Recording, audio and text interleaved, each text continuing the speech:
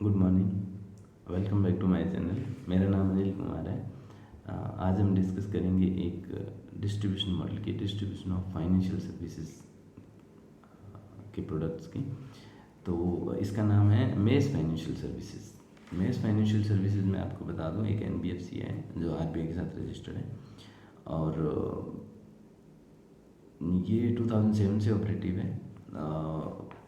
अभी CAGR अगर हम इसका देखें 2007 से, तो 36% CAGR से इसका AUM ग्रो कर रहा है, जो अभी 7,600 करोड़ तक पहुंच गया है। अब नेक्स्ट क्वेश्चन ये आएगा अपने दिमाग में कि बेसिकली करती क्या है कंपनी। तो ये क्या है कि ये एक लिंकअप है। कैसे कि ये बैंक और फाइनेंशियल इंस्टीट्यूशन से बोरोइंग अरेंजमेंट करती है, चाहे वो किसी ग्रुप में हो, टर्म लोन हो, CC हो, उसमें ये बोरोइंग अरेंजमेंट करती है। और फिनटेक कंपनीज के साथ इसने कोलैबोरेशन किया हुआ है, या इनकी खुद की ब्रांचेज है। 149 ब्रांचेज हैं ऑल ओवर इंडिया में, जो मेनली 4 स्टेट्स में हैं: गुजरात, महाराष्ट्र, MP और राजस्थान। तो फिनटेक कंपनीज के साथ जो कोलैबोरेशन है, उससे इनकी लीड जनरेट होती है 72%। तो अपने ये देखते हैं कि फिनटेक कंपनी से लीड जनरेट हुई और इन्होंने बैंकिंग अरेंजमेंट कर बोरोइंग अरेंजमेंट कर रखी है बैंक्स और फाइनेंशियल इंस्टीट्यूशन के साथ। तो बैंक्स और फाइनेंशियल इंस्टीट्यूशन से इन्होंने 9.15 का भी इनका कॉस्ट ऑफ बोरोइंग है, एवरेज। तो उस एवरेज से इन्होंने बोरो किया और आगे इनका यील्ड जो है वो 16.5% एवरेज लेंडिंग का है। तो इनका जो नेट इंटरेस्ट मार्जिन है वो 7% का है। 9.15% पे इन्होंने बोरो किया और इन्होंने 16.5 पे दे दिया। तो इनका जो प्रॉफिट है वो बीच का जो मार्जिन है वो है। और अभी अपने बात करें कि ये इनके प्रोडक्ट्स क्या हैं, ये क्या किस टाइप के लोन प्रोवाइड करवाते हैं। तो ये 5 टाइप के लोन प्रोवाइड करवाते हैं, जिसमें एक माइक्रो एंटरप्राइज लोन है जो 3 लाख रुपए तक रिटेलर या होलसेलर या सर्विस जो छोटे दुकानदार है बेसिकली उनको प्रोवाइड करवाते हैं 3 लाख रुपए तक का लोन।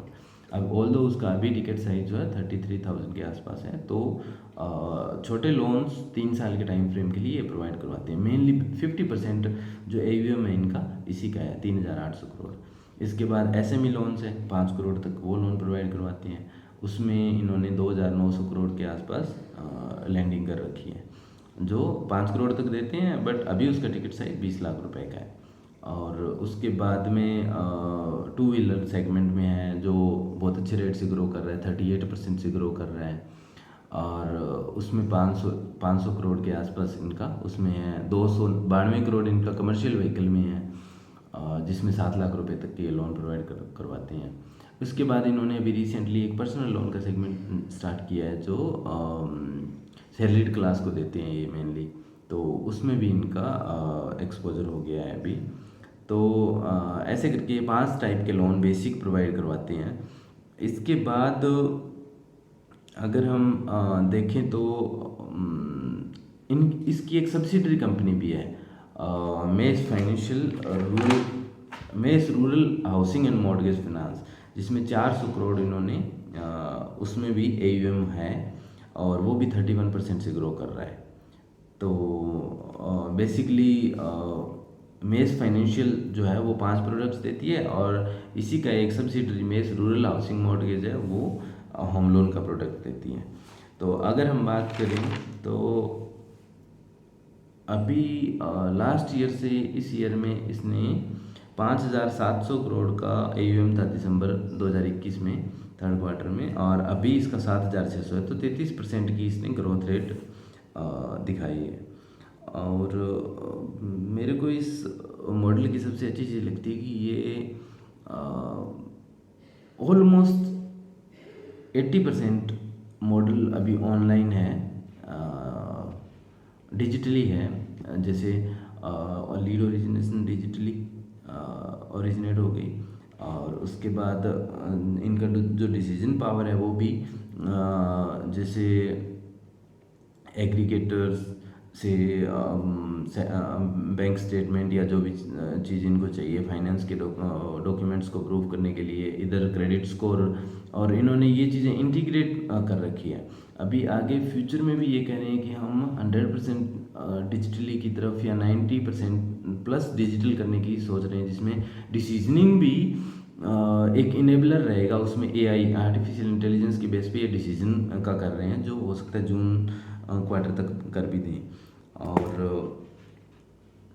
इनकी अगर हम बात करें कि इसके स्ट्रेस जो असेट है वो ग्रोथ स्टेज थ्री के एसेट जो मान अपने कह सकते हैं 90 डेज से अबव डीपीडी जो है वो 2.23% का है, और 2.23 ऑफ AUM साइज। और ऐसे ही नेट अगर देखें तो 1.60% इनका ग्रोथ स्टेज थ्री का असेट है। और इन्होंने रिटर्न ऑन नेटवर्थ 15%, और इनका जो एक्सपेक्टेशन है नेक्स्ट 5 ईयर का 20% से 25% ग्रोथ रेट का है। और निम 7% प्लस मेंटेन करने के लिए ये बोल रहे हैं। और अगर हम फंडिंग अरेंजमेंट, लाइबिलिटी मैनेजमेंट की बात करें तो इनका CC अरेंजमेंट है वो 14 बैंक्स के साथ हैं, 1825 करोड़ का। और बाकी इनके पास सफिशिएंट लिक्विडिटी है, 955 करोड़ के भी इन्होंने दिखाया है।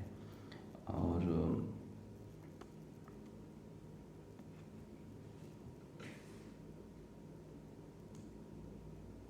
3 बैंक जो है, bank of Maharashtra, bank of India और साउथ इंडियन बैंक, ये इनके को लैंडिंग अरेंजमेंट में आ रहे हैं। तो बेसिकली ये मॉडल है डिस्ट्रीब्यूशन का, जो बहुत ही लाइट मॉडल हम कह सकते हैं, और स्केलेबल मॉडल भी है कि लीड जनरेट हुई, अगर आपसे संभाला जा रहा है तो ठीक है, अदरवाइज डायरेक्ट असाइनमेंट भी कर सकते हो बैंक के साथ। और इनके जो बेसिकली टोटल प्रोडक्ट वो प्राइवेटरी सेक्टर में आते हैं, तो बैंक्स को प्राइवेटरी सेक्टर की भी ज़रूरत रहती है, तो वो भी एक चीज़ है कि डायरेक्ट असाइनमेंट में उनका बेनिफिट है। और इनका अगर हम NPA या स्ट्रेस असेट की बात करें वो भी काफ़ी लो है, 1.60% का है। तो ये मेरी तरफ से यही था। Thank you for watching.